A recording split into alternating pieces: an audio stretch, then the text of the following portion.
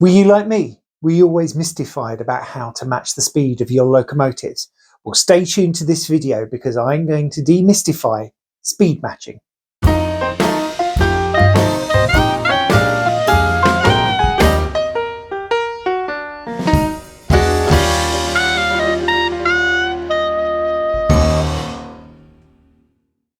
Hello everybody, my name's Steve, I'm the British Railroader and welcome to my model railroad room where today we're going to be looking at speed matching locomotives.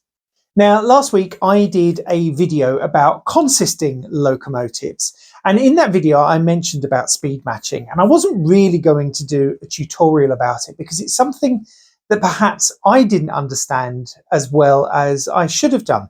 But a week's a long time in model railroading, and I've been doing some research and I've been doing some playing, and I've suddenly realized that it's not as difficult as you think. Okay, so why is speed matching so important?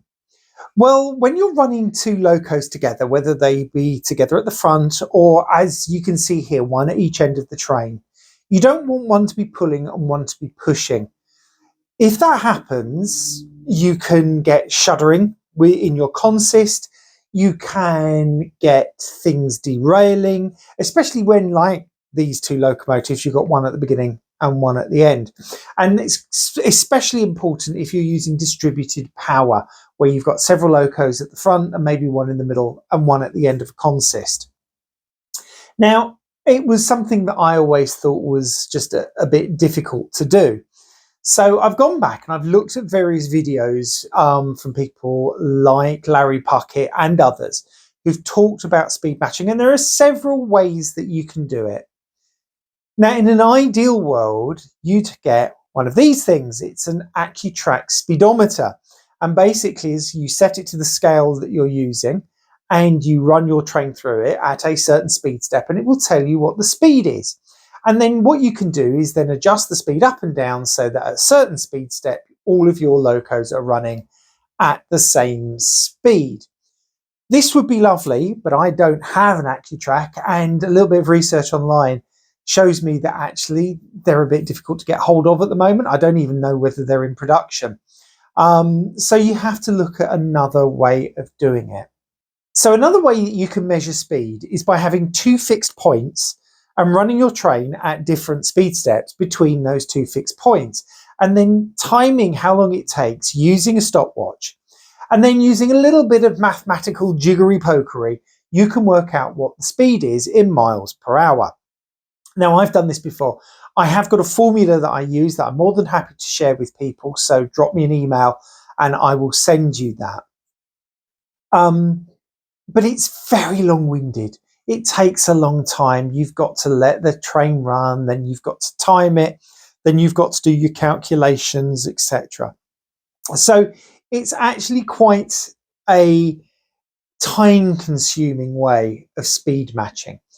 Now, because of that, I've always been a little bit put off of speed matching. I've tried it, but it's never really worked for me.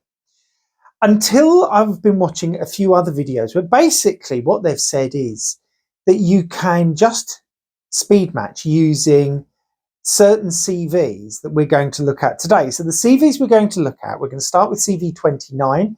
We're then going to look at CVs 2, 3, 4, 5 and 6, and also 66 and 95. And I'll explain what I do with each of those in a moment. But basically what we do is we use the consisting function to speed match the locos, because when you can get them to run together, you can see by eye whether or not they're running at the same speed, accelerating and decelerating together. It's not exact, but it gets it close enough that you can safely run your trains. And that's what I do, and this is the method that I'm going to explain. Now, there are just perhaps one or two tips just at the beginning of this. The first one is you don't need to speed match all of your locos together. Now, don't get me wrong, I have now speed matched, since doing this video, 4 locos, which is great. That means that I've got 4 locos that can theoretically run together in a consist. But you don't need to do all of them. I mean, let's face it, why would you consist a passenger locomotive with a switching locomotive? Passenger locos always accelerate faster. They also decelerate faster. That's the whole point, especially commuter locos. They stop and start. The second thing is when you're speed matching, try to use locos that you've installed the same decoder in. And by the same decoder, I'm not saying exactly the same type, I'm just saying the same make. Now, as most of you know, my preference in sound decoders is Soundtracks, and so all of my sound fitted locos have Soundtracks decoders in them. And what that means is they all share exactly the same properties. Now, what I'm going to go through with you today applies to most decoders, but bear in mind that I'm doing this with the Soundtracks head on.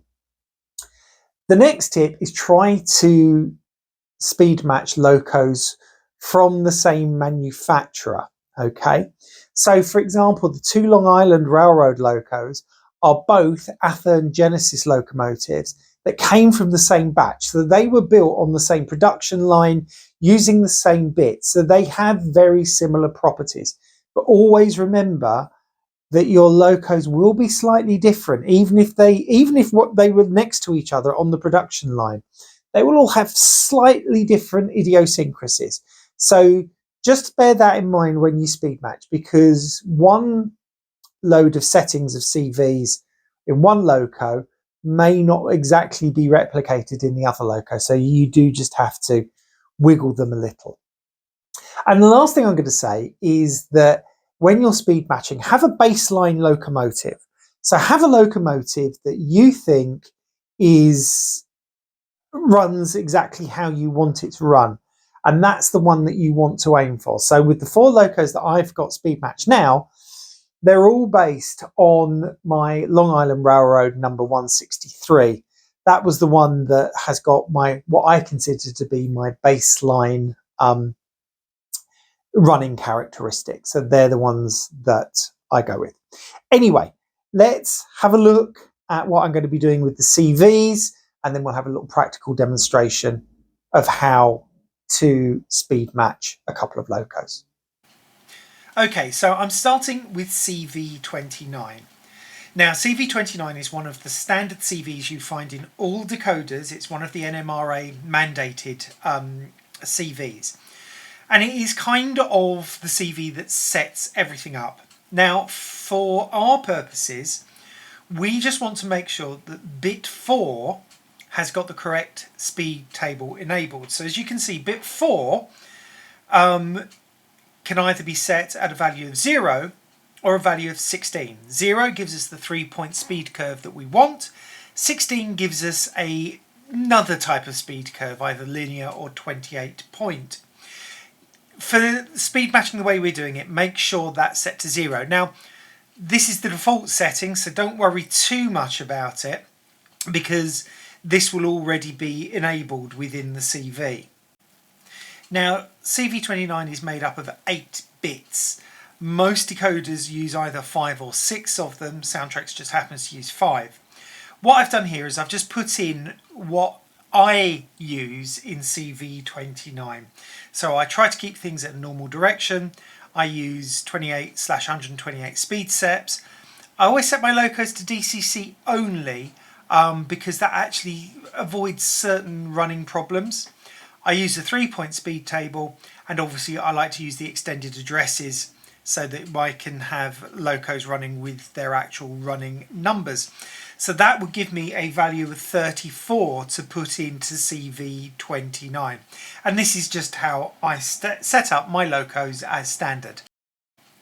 So moving on to the 3-point speed table, this is controlled using CV2 for the start voltage, CV6 for the mid voltage, and CV5 for the top voltage.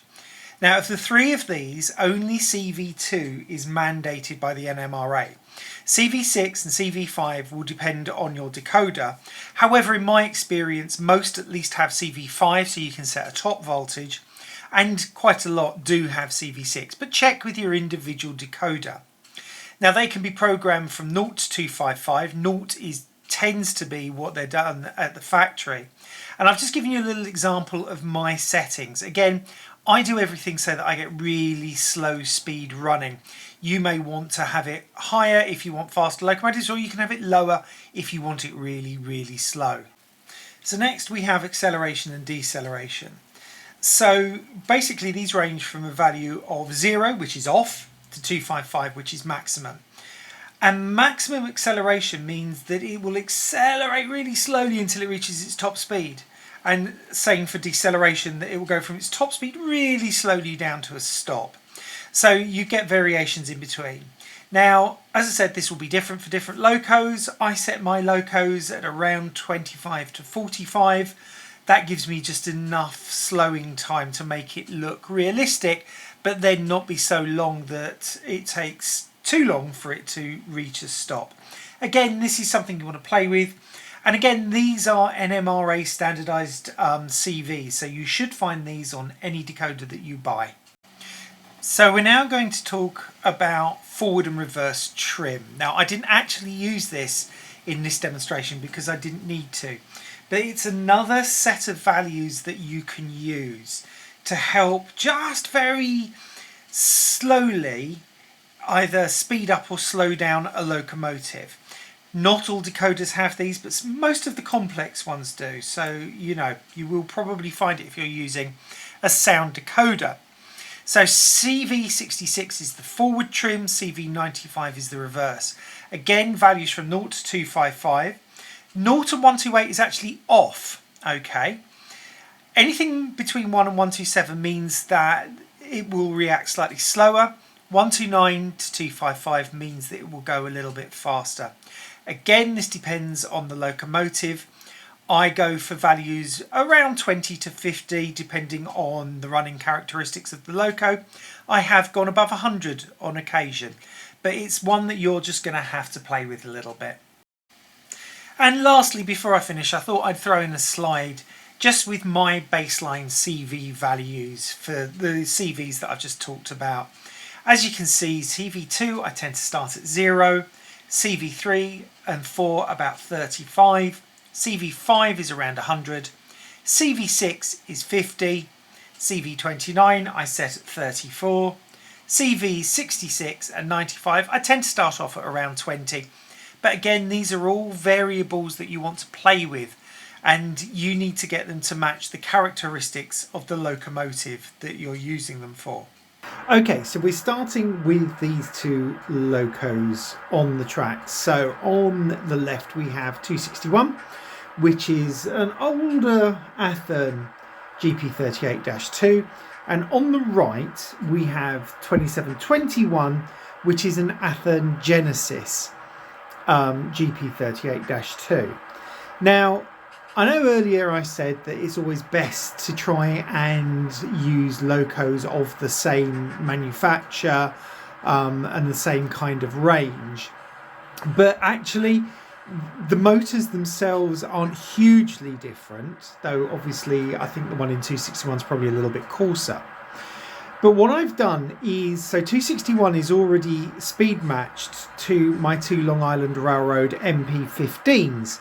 So this is the one that we're going to speed match to.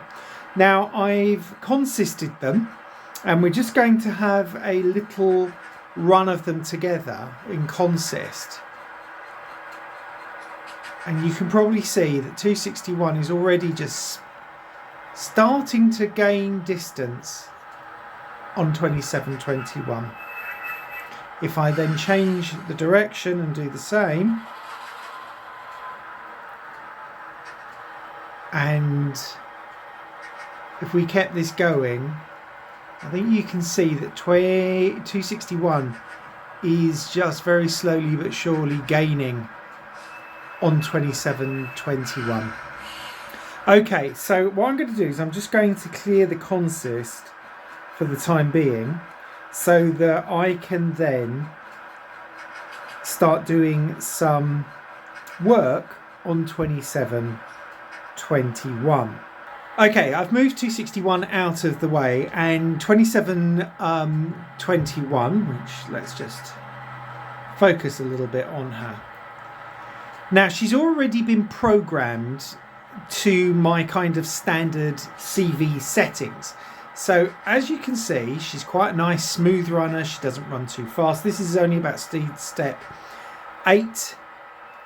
So she does exactly what I want her to do from a locomotive point of view. But we want her to go just a little bit faster. So what I'm going to do is I'm going to reprogram CVs 2, 5 and 6 first.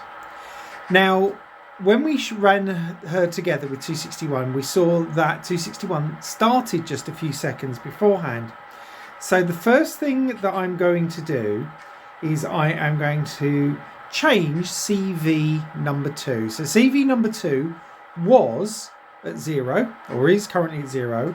I am now going to change that, and I'm going to put in a value of 2. I'm then going to take CV5, which is currently set at a setting of 100, and I'm going to change that to 105. And then what I'm going to do with CV number 6, which is currently at 50, I'm going to change that to 52. So they're all in. If I run the loco, she's still running nice and smoothly. It's difficult to tell at the moment whether or not she's picked up a huge amount of speed or not. So what I'm going to do is bring back 261 and consist them together. Okay, so now I've got 261 and 2721 reconsisted, and I'm just going to set them off with 261 being the lead loco. Now, interestingly, 2721 is now a little bit faster, but it seems to be keeping its distance. What's also interesting is that because its deceleration rate is slightly different and its acceleration, it seems to be slowing a little bit slower. So what I'm going to do with 2721 is I'm going to just decrease the acceleration and deceleration just by a few points. And also I'm going to change the start voltage. I set it to 2. I'm going to move that down to 1. So I'm going to do that, and then we'll take a look and see what happens. Okay, so I've made those slight adjustments that I spoke about, and I've reconsisted the locos together. So let's have a little look and see what difference that's made. They're both starting at the same time. They're both about the same speed. And they're both stopping almost at the same time. 2721.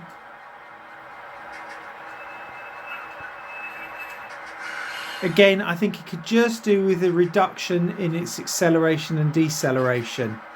So I'm going to do one more little program, and then we'll see what happens with that. Okay, so I've just taken the acceleration and deceleration down just a little bit, and we'll see what difference that now makes.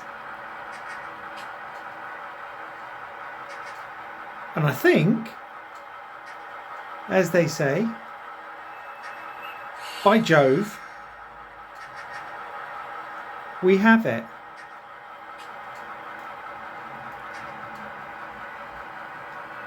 They're never going to be perfect. They're never going to be perfect, but you want them as near as damn it. And I think they are as near as damn it. I'm quite pleased with that. Okay, that's it for this video. I really hope you found this useful.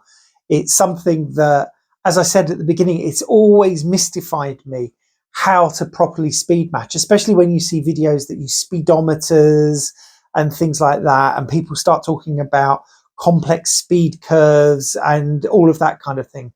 Using the 3-point speed curve that comes as standard with most DCC fitted locomotives means that you can get pretty good results. You add into that a little bit of trim and a little bit of the acceleration and deceleration, and then you're well away.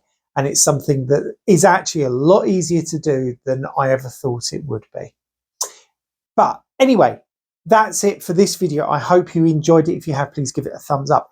If you have any questions at all, please either post them below or send me an email to this address just here. Also, if you want copies of any of the data sheets that I've got with my personal preferences for CV programming, or if you want the speed calculations that I've got, email me. I'll be more than happy to send you a PDF of anything. Just remember, though, that when it comes to CV settings, this is just my personal preference. I've got a very small layout. I tend to run things quite slow, so I want good, slow speed running. But that's it. If you haven't done so already, please consider hitting that subscribe button. And when you do, and the bell appears, click it and press all, and you'll be notified of all my videos as they come out. But that's it from me. My name is Steve. I'm the British Railroader, and I'm saying goodbye from my model railroad room. Bye-bye.